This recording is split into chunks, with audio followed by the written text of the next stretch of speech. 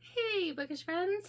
So I'm doing a video that I probably should have done back in like December, going over the books coming out or that have come out in 2025 that I really want to read. And I'm just going to do them in publication order. I don't actually have most of these because I just either haven't ordered them yet, they aren't out yet, or I'm going to get them from my library. The first one, which is actually one of the more recent ones I added, is The Blackout Murders by Anna Elliott and Charles Belev. I don't know. Shatona recommended it, and I like Shatona's book recommendations, so I'm afraid most of this video is going to be me reading off my computer. Sorry. It's 1941, and the village of Crofters Green has grown quiet since the Cozy Cup tea shop closed its doors. But when Evie Harris, granddaughter of the shop's late owner, returns to the village, gossip swirls about her exploits as a London air raid warden.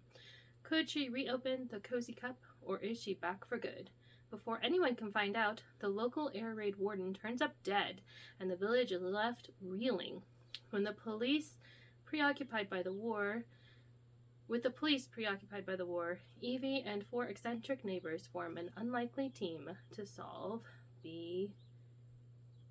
I was missing a word there. I think murder.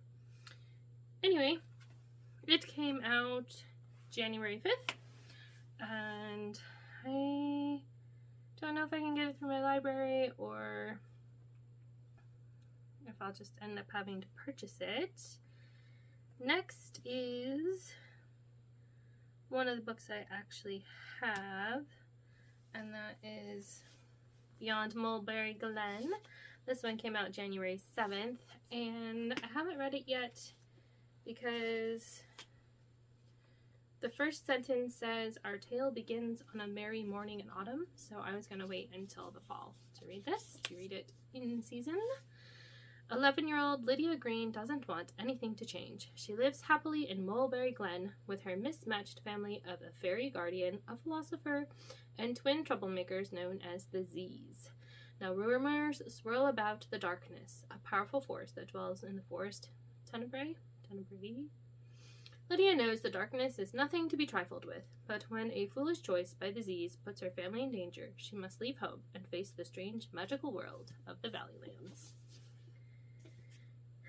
Looks intriguing. That was put out by Waxwing Books, and it was their first middle grade book. And yeah, I will try not to say I'm looking forward to reading this one with everyone. The next one for February was an Enclave book, The Unraveling of Emmeline Dulaine. A shattered heart, a fate foretold, the world undone by tales of old. Emmeline Dulaine just wants to know what happened to her sister Camille 7 years ago on the fateful day she vanished. Literally, Emmeline witnessed Camille unravel and disappear, but no one believes her. Since they think she's crazy, the least the cops could do is solve Camille's case. Is a little closure too much to ask? But Emmeline's life is upended when she is pulled through a portal into the fantasy land of her childhood imaginings. A magical library, holding the story worlds of every story ever published, and trouble is brewing in the land of Rivenlee. Rogue characters threaten their plot lines, and broken classics are beginning to crumble, but Emmeline only wants to find Camille. And then, oh, I forgot. I did pre-order Love Blooms on Valentine's. It came out on February 14th, and I have finished it. I mostly got it for Shatona's book, which was amazing. The others, not so much, but for 99 cents, it was worth it. And then on February 18th, Truth Cursed by Angie Dickinson came out. It's another Enclave book, I believe, and think I heard about this one, and Unraveling of Emmeline Dulaine by Chantal at Chantal Reads All Day. I also just really like Enclave's books in general. Cressida Hoff is alone in the world. Orphaned and unwanted, she is inflicted with a peculiar curse by her mischievous aunts and banished to a finishing school in the secluded kingdom of Durnmont. Students train in every accomplishment suitable for young ladies: music, dancing, etiquette, and strangely, poison-making, fencing, and lock-picking. The school is a front for a rebel spy ring, and when her training is complete, Cressida is selected to join a mission to infiltrate the kingdom's royal court. She is thrown unceremoniously into a world of ball gowns and espionage, but she is still under a curse, and it threatens to expose them all. Yes. Oh, and I have another one for March. On the 18th, Ember Gold came out. And I did read it. I read it within a month of it coming out. Yay.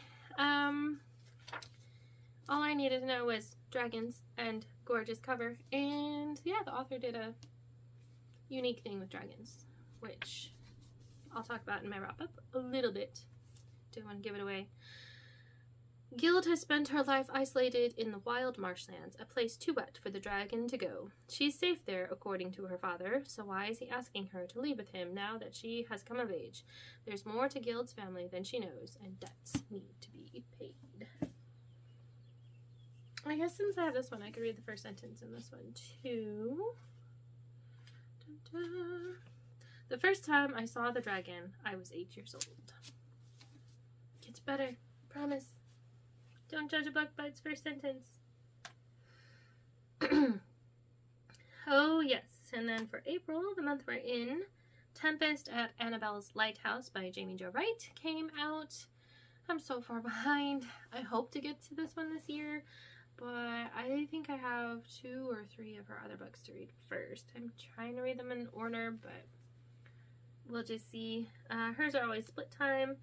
So in 1874, a battered woman awakens atop a forgotten gravesite by Lake Superior, identified only by the locket around her neck, inscribed with the name Rebecca. She seeks refuge with an elderly lighthouse keeper named Edgar. But as Rebecca struggles to remember who she is, she finds herself haunted by the lingering memories of Annabelle, a mysterious woman who perished in the unforgiving waves of Lake Superior years earlier. And in present day, author and researcher Shay Radcliffe escapes to the lighthouse outside a historic mining town in Michigan, seeking clarity about her failing marriage. Instantly drawn to the... I'm gonna stop there. Yes. Oh, another one. Birdsong comes out May 7th, my daughter's birthday. I am actually currently reading this one. I got an advanced reader ARC. There are 7 short... 7 short stories. I've read the first one. From unexpected journeys into the future and the past to a life-changing weekend, a spontaneous road trip, family trauma, the birth of a bookstore, and a potentially disastrous wedding. The men and women in these stories must deal with everything life is throwing at them, which is a lot. The turmoil and craziness challenge each of them to believe the promise of God's timing, that every winter, no matter how dark and cold, will be followed by a season of birdsong. And then for... No, I don't have... No, I had one for May. For June 17th, Sarah Brunswald, who wrote Extraordinary Deaths of Mrs. Kipp, which I really loved, and The Divine Proverb of Streusel. She has a new book coming out. Irrepressible dreamer Chloe Vance needs to tell her pragmatic mom, Edie, that she has accepted a low-paying 2-year art instructor role at a Christian international school in Prague. And her older sister, Lauren, the responsible one, is doing all she can to keep the family from finding out she has been fired for a stupid mistake, plus figure out her next career move. Meanwhile, Edie, estranged from her own sister following their mother's recent death, is frankly in no mood for anything else to change. The one thing they can all agree on, life in books sure is easier to figure out than life in the real world. As the three women embark on a 9-day road trip to visit significant literary sites throughout America's heartland, they hope to find inspiration through the works and lives of literary greats. And as they experience firsthand the adventure and wonder of the classics, they'll have to come to terms with their own needs and desires, as well as those of the most important women in their lives, each other. And then I don't... let's see if Amazon... July 8th, The Crierstone, which is the next book after the Chaos Grid, comes out. Goodreads does not have a synopsis for it, so let's see if Amazon has one yet. Yes, it does. Freshly freed from an earth-dwelling monster, Juniper Conway is stuck with a promise she never intended to make, but if rescuing Plex City from a deadly nanodrug is what she vowed, it's what she'll do. Miles of wasteland stretch between Juniper and the domed city. In the Texas outer grid, following a tribe of whalers seems to be her best bet at surviving the chaotic storms. But when the nomadic tribes prove just as dangerous as the grid itself, Juniper realizes her streak of bad luck is far from over. Only her shipping crew friends can help her through the waste and into the Plex. When the Crierstone guiding her mission only shows her fragmented steps, Juniper will need more than the stone around her neck and a half-hearted promise to make it out alive. And then we're really starting to get into the limit of information available on books, but I know Winter's Chill by Morgan L. Bussey is coming out August 5th. It's the second book in her Nordic Wars. I think it's gonna be a trilogy. She usually doesn't do more than 3 books. She usually either does duologies or trilogies. Usually. I mean, always.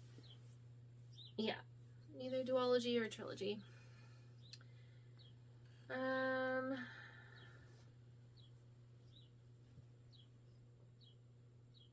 don't know if I can read this one without giving spoilers. Nope. Sorry. That one has spoilers. And the Crierstone might be spoilers too. And then on the other spectrum, October 21st, The Bell Tolls at Traeger Hall is the next Jamie Jo Wright book coming out. In 1890, the ominous tolling of the bell announces that death has come to Traeger Hall, leaving orphaned Waverly Pembroke to piece together the puzzle behind her uncle's and aunt's murders. Bound by the terms of her uncle's eccentric will, Waverly finds herself alone in a manor shrouded by death and questioning her uncle's paranoid motivations. A madness hovers over Traeger Hall, and Waverly, as well as the people of nearby Newton Creek, are ill-prepared for the woe that has descended on the property. In present-day Newton Creek, the whispers of a curse still cling to the century-old time capsule of Traeger Hall. When Jenny Phillips takes possession of the estate after the death of her parents, she is intent on solving the century-old mystery of the Traeger murders, and a modern cold case suggests that untimely deaths and mysterious occurrences still form the cornerstone of the manor. I am sure there are books coming out, especially in the second half of 2025 that I've missed, but if you know of any good books coming out, let me know. And I'm about to be interrupted, so till next time, happy reading!